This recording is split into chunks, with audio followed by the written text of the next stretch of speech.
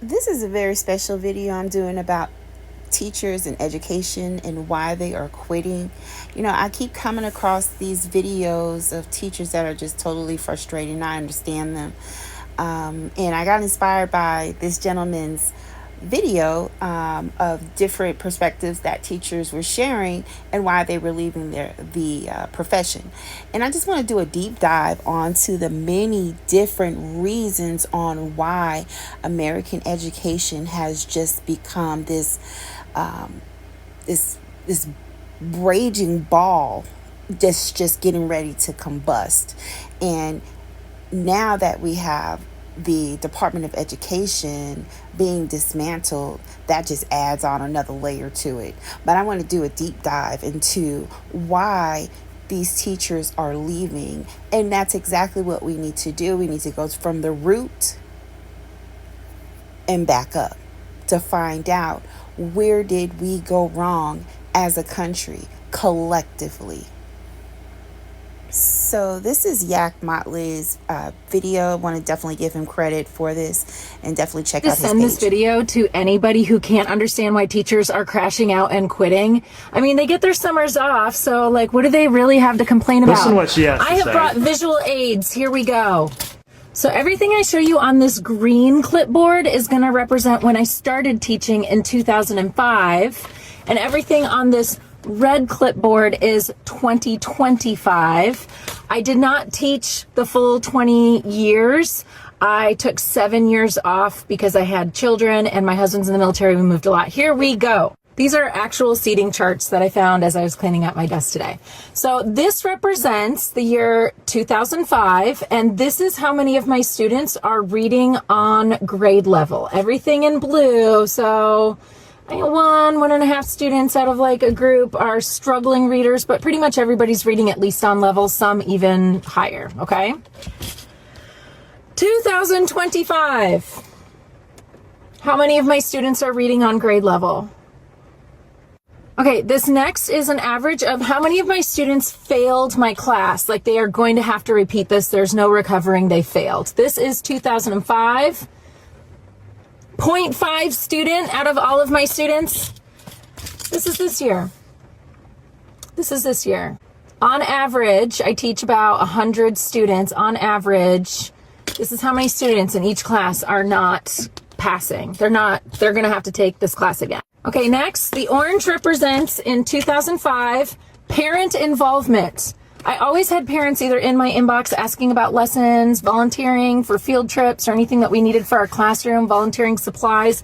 2005, 2025. Where are the parents that are supposed to be involved in their school? Behavior issues. Students in 2005 that I had to like write up on referrals, call home, maybe have parent-teacher conferences for poor behavior. Out of a whole classroom, there was always like at least one bad apple, okay?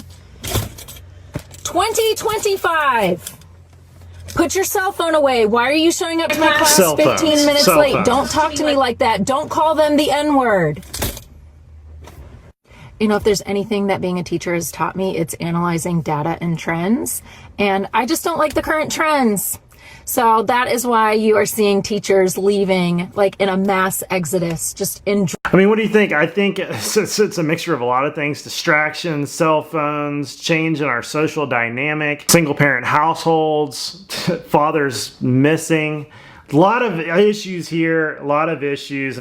Teachers are sick of begging your child to put away their phone that you have given to them. I understand that we have school emergencies now, but it is out of control. School districts, school boards, parent-teacher meetings, agreements between the school and the students and the parent have all been exercised, and the problem still remains. Another thing, parents, teachers are sick of you creating excuses on why your child should have full usage of their phone in the classroom during lecture time and learning. These are critical moments where the science of teaching will help your child to survive when they become an adult. Teachers are tired of having to play the dual role of teacher and parent, of teaching your children basic common behavior that they should be learning at home. Educators go to school for a long time, and they go to school to become the teacher they always dreamed to be. They want to teach your children. They want to see your child excel, but they cannot do it with unnecessary behavior modifications that have to occur all day long. And the support of the household, it has failed, obviously. And not coming back because I physically can't do it no more. I can't. I actually start sweating. My heart starts flooding really fast with the thought of me having to decorate a classroom next year, or even having to step foot in a school next year. And mark my words when I say this. So get this timestamp and look at this video. When I leave, I am never, ever coming back. I can't do it. I physically cannot be a teacher anymore. And I'm okay with that because I gave this profession everything that I did and everything that I wanted to give. And I am not going to be forced out of it anymore. I'm not going to be forced out of any career anymore. Job longevity has always been something that I preach.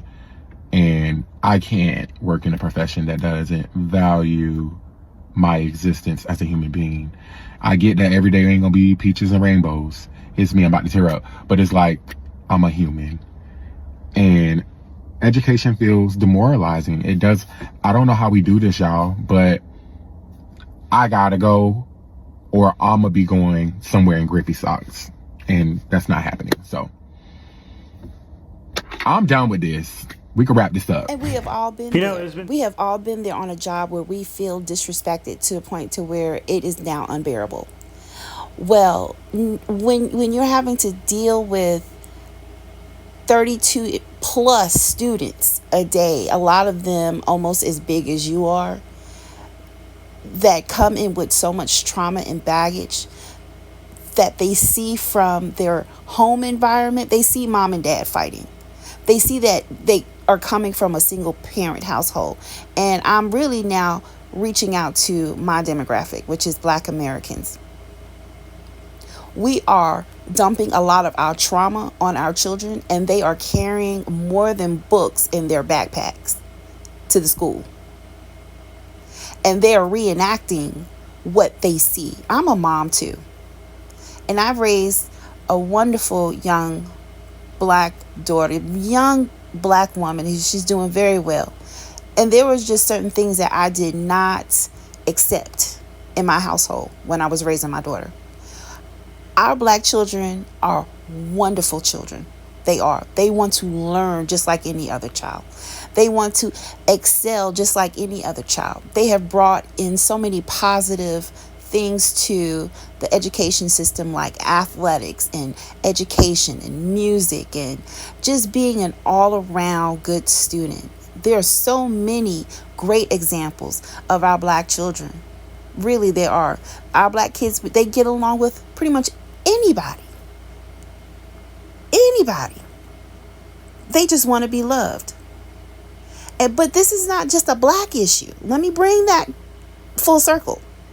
Because as I also taught in vocational, adult, and I also subbed and support staff in schools, I also saw a climb with white boys and white teens.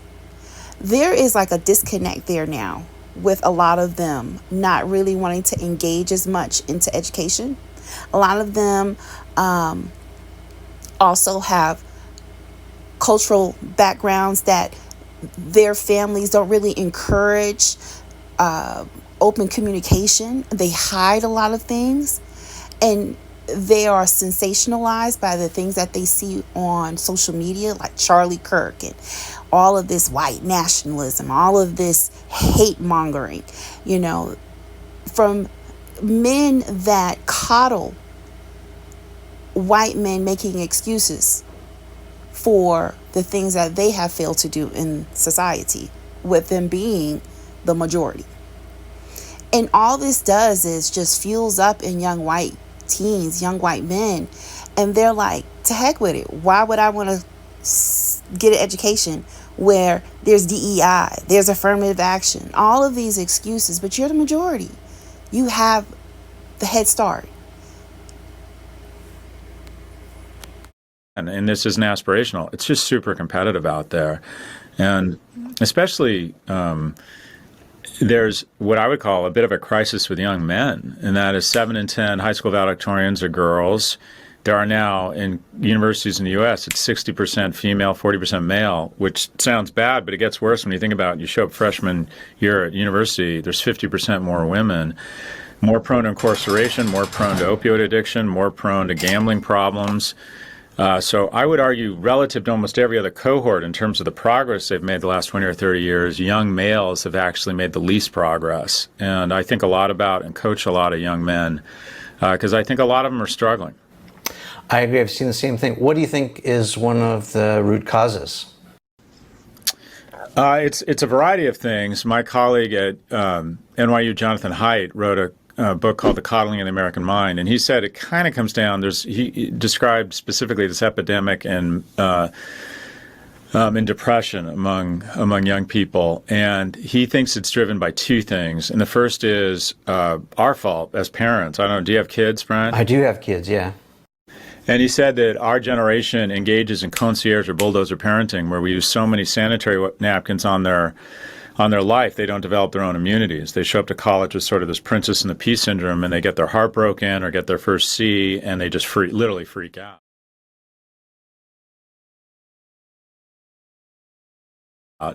And the second is social media.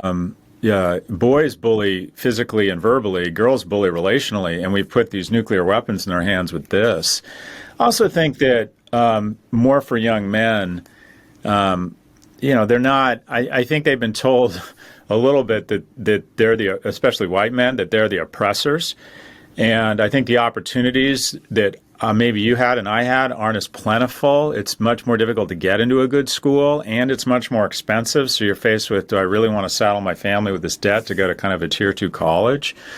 So I think it's difficult. And also, the bottom line is the world is more competitive. We had sort of a monopoly on a lot of industries when you and I were coming out of school, and that trickled down to more opportunity for men. A third of the population got 80% of the spoils. And so it was just awesome to be a white dude in the 80s. And you got free education, and you got opportunity to access free education with incredible admissions rates. So there's just no getting around it. Things have got more competitive. And also some of it's warranted and overdue. If a young woman does better on the SAT and has better grades, she deserves to get into a better school. Policies, it doesn't matter if you make policies. Policies doesn't matter if you can't compete against the international community. Because policies will only remain relevant when you are the majority. But when you are now becoming the minority, it's no more relevant. There's no more relevancy there. Whiteness is no longer a credential. You're now having to compete not against just Black Americans. You're now having to compete against the Asian international community. You're now having to compete against the African international community that's an extension of the Black American community. You have Africans that they don't experience those trauma issues that a lot of foundational Black Americans have experienced, being indigenous to this country. Those stumbling blocks have not been placed in their way. And so they've been able to excel. They've been able to keep their family structure, whereas Black Americans have not. And so a lot of times Black schools, children have acted out in certain ways because there's a lot of economical and there's a lot of historical racial issues that have kept the black community down. Now, I'm not saying that's an excuse because we can rise to the occasion, but we do have to add that factor in there. But getting back to the white young man is that now, because he's having to compete in this international community, he is now becoming more engaged into politics and not necessarily in a positive way. He's now looking at his condition. He's living in his car. He's having to work side by side with the migrant cutting grass. Whereas maybe 20, 30, 40 years ago, he would be a foreman. Things are changing. And because they've been given this white hope that's no longer there, and it was never really there, it was always a type of phantom that they held on to. Now that it's dissipating, this is where we're getting a lot of this rage and this anger and this even fighting amongst each other. Young boys are fighting amongst each other, and they're just tapping out of school. That also adds into that violence in school, because a lot of more teachers have been killed in school due to mass school shootings by young white men than any fight that may have occurred between black kids in the cafeteria. You see the comparison? And we're also bringing more international students in, which is both good and bad. It's good for diversity, but also one of the dirty secrets of college is we bring in international students because they pay full freight. And they're kind of our cash cow. To piggyback off of the last statement that he made, even former U.S. presidential candidate Vivek Ramaswamy, who is South Indian Asian. However, he was born here in America, and he made a statement that went viral, his social media statement that actually talked about how they are now not having to compete with the white young man. And their education and the pride that they take in their social status, in education, in family, they are not excelling. And that's a good thing. Diversity is a good thing.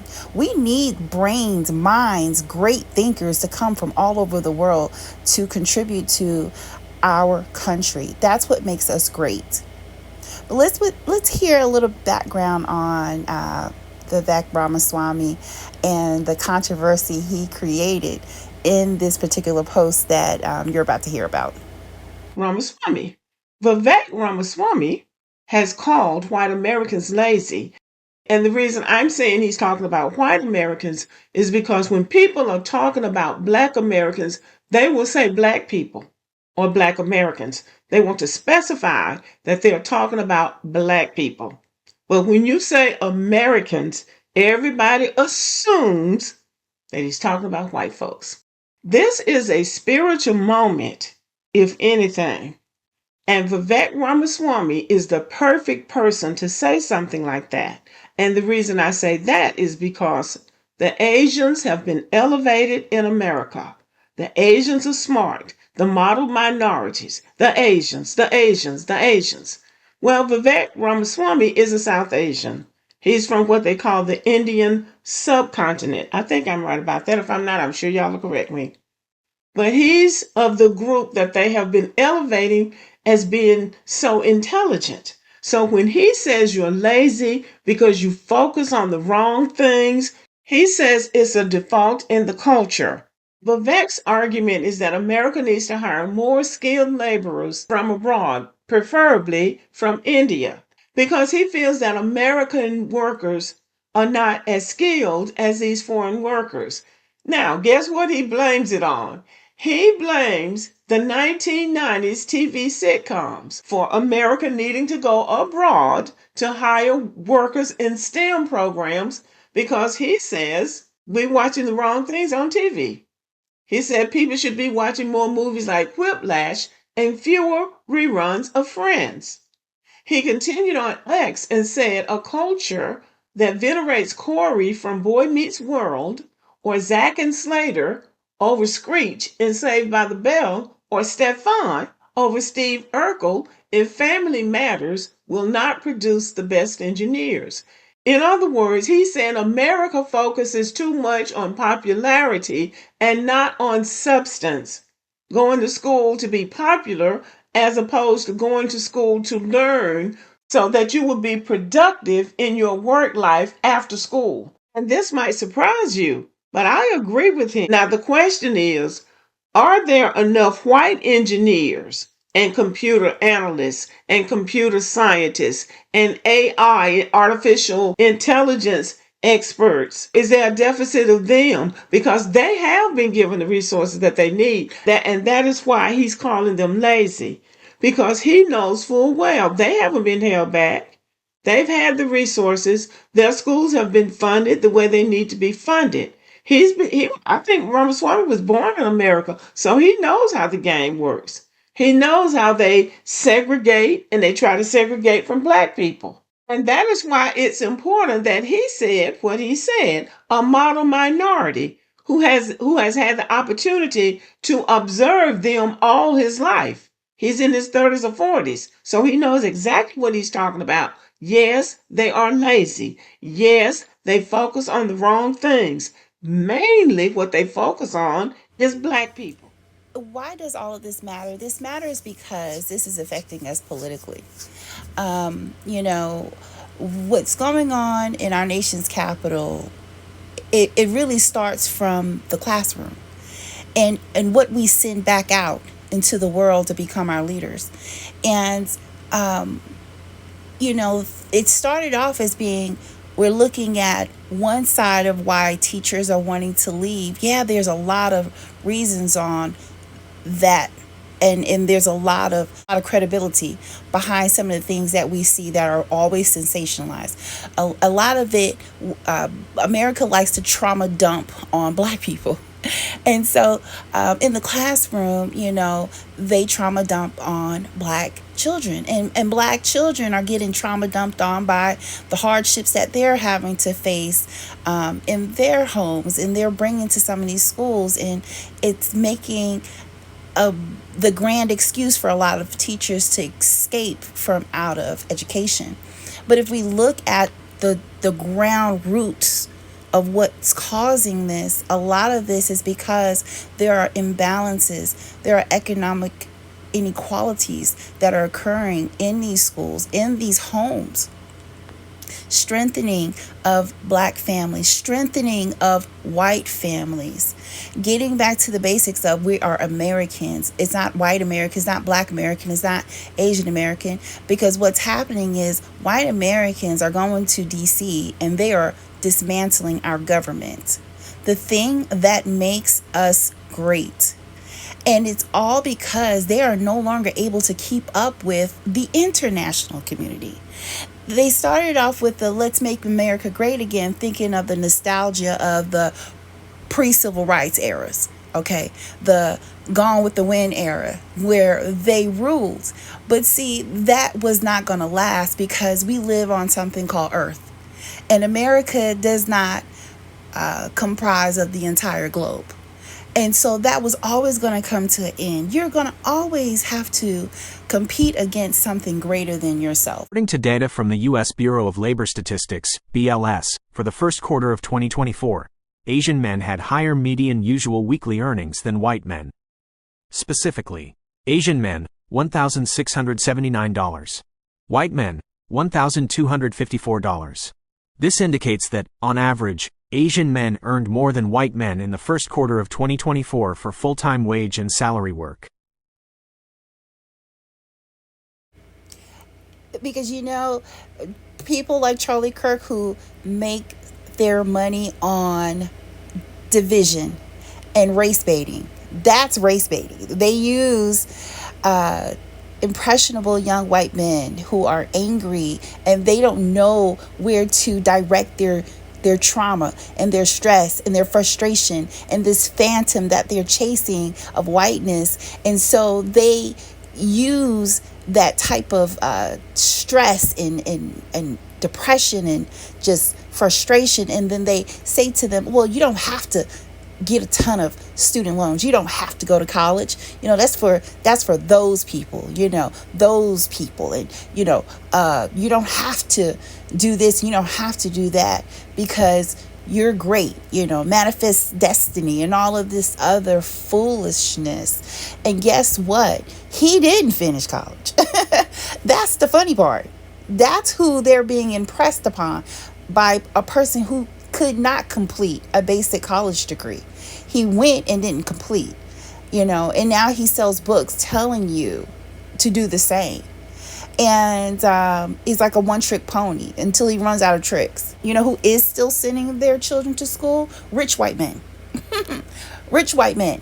Those who are a part of the old wealth. They still send their children to school. The last president that we had that did not have a college education was Harry Truman. Okay? So that just shows you how important it is for young white men who do not come from a high social and economic background. It's important for them to not check out. Women are also outpacing white men. White women are outpacing white men. Asian women are outpacing white men. Black and white women are outpacing white men when it comes to education. And that's because race can no longer be a credential. It just can't. White race cannot be a credential anymore, because it is now going to the halls of justice and is dismantling everything that took years, centuries to build up in this country. And now I'm going to talk about part 2, and that's the administration side of education. With our new Secretary of Education helping Trump to dismantle the Board of Education, there's some good things to that, actually. And then there's a lot of bad things to that as well. So definitely look out for part 2.